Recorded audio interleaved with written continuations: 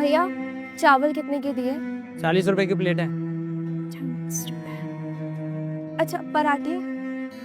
30 रुपए की प्लेट। और ये पूरी सब्जी कैसे दी? 60 की प्लेट। और ये छोले कुलचे भैया? अरे तुझे कुछ लेना भी है, टाइम पास कर रही है? जा यहाँ से। भैया मुझे खाना तो है पर मेरे पास बस 5 रुपए ही हैं। अगर इसमें कुछ आ जाए तो दे दो। पागल दिख रहा हूँ मैं तेरे को यहाँ पे? 5 रुपए का क्या मिलेगा तेरे को? भाग जाए, ऐसे नहीं तो धक्के मार के भगा दूंगा। चल। भैया देखो, मैंने बहुत दिनों से कुछ ठीक से खाया नहीं है और अभी मेरे पास सिर्फ 5 रुपए हैं। इसमें जो भी है थोड़ा सा ही दे दो खाने को। बाद में मेरे पास जो भी पैसे होंगे मैं आके दे दूंगी आपको। सुन, वहाँ चौक पे ना भिखारी बैठते हैं, ठीक है? वहाँ कटोरा लेके बैठ जा, कोई ना कोई पैसे दे ही देगा, समझी? मेरा ना टाइम बर्बाद मत कर यहाँ पे, निकल।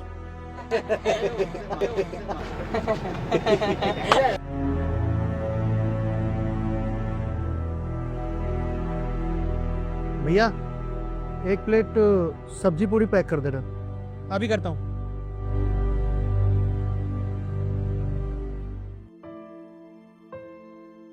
ये लो, ये खाना खा लो। नहीं खाऊंगी मैं, जाओ यहाँ से। इतनी बेइज्जती हो गई मेरी, काफी है। देखो बहन, जिद मत करो, खा लो ये खाना। मैं तुम्हारे लिए लेकर आया हूँ।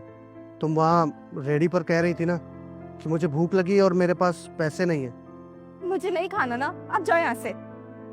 देखो, तुम ऐसे यहाँ पे उदास और भूखे बैठी हो, ये भी मुझे अच्छा नहीं लग रहा है। इसीलिए मैं तुम्हारे लिए खाना पैक करा कर लाया हूँ। प्लीज खा लो इसे। आप सच में मेरी गरीबी का मजाक तो नहीं बना रहे ना? अरे मैं तुम्हारी गरीबी का मजाक क्यों उड़ाऊंगा? मैं सच में तुम्हारे लिए खाना लेकर आया हूँ। अब तुम इसे खा लो, प्लीज लो। ठीक है भैया। अच्छा ठीक है, तुम आराम से खाओ, मैं चलता हूँ। रुकिए भैया। क्या हुआ? अरे ये क्या कर रही हो तुम? मेरे पैर क्यों छू रही हो? भैया आपने मुझे खाना दिया है, बदले में मैं आपके जूते तो साफ कर ही सकती हूँ। वैसे भी आपके जूते गंदे हो गए थे और मुझे ऐसे किसी का एहसान भी नहीं चाहिए। अच्छा, समझ गया मैं। इसका मतलब तुम बहुत ही खुददार किस्म की लड़की हो, है ना? पर फिर भी मुझे एक बात नहीं समझ में आ रही है। तुम दिखने में ठीक ठाक हो, अच्छे घर से लग रही हो, फिर तुम ये सड़कों पे ऐसे दर बदर क्यों घूम रही हो? खाना खाने के लिए भीख क्यों मांग रही हो? अगर तुम्हें बुरा ना लगे तो मुझे बता सकती हो। वो भैया, कुछ साल पहले मेरे माँ बाप का एक्सीडेंट हो गया था। मेरी एक बड़ी बहन ही थी कमाने वाली। कुछ समय बाद उसे भी लकवा मार गया। उसके बाद बस मैं ही कमाने वाली बची। इसी चक्कर में मैंने अपनी पढ़ाई भी छोड़ दी। मैंने बहुत कोशिश की एक अच्छी नौकरी ढूंढने की, लेकिन किसी ने मुझे काम ही नहीं दिया। बस फिर अपने और अपनी बहन का गुजारा करने के लिए मैं छोटे मोटे काम करने लगी। 2 पैसा ही मिलता है, लेकिन कभी कभार हमारा पेट भर जाता है। लेकिन भैया आप बहुत अच्छे इंसान हो, आपने मुझे खाने को खाना दिया। मैंने सच में बहुत दिनों से ठीक से खाना नहीं खाया था। अच्छा ठीक है, तुम परेशान मत हो।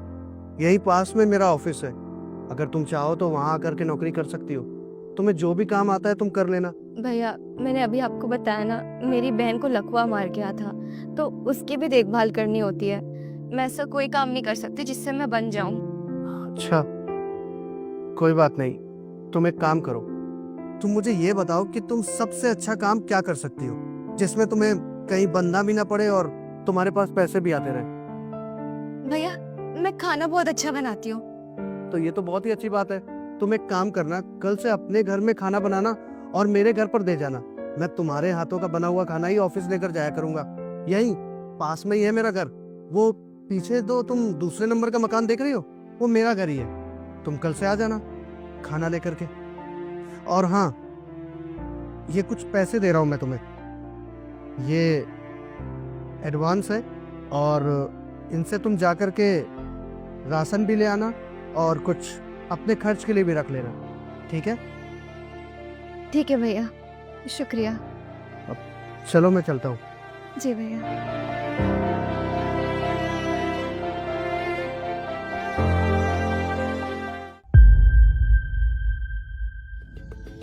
नमस्ते भाभी जी।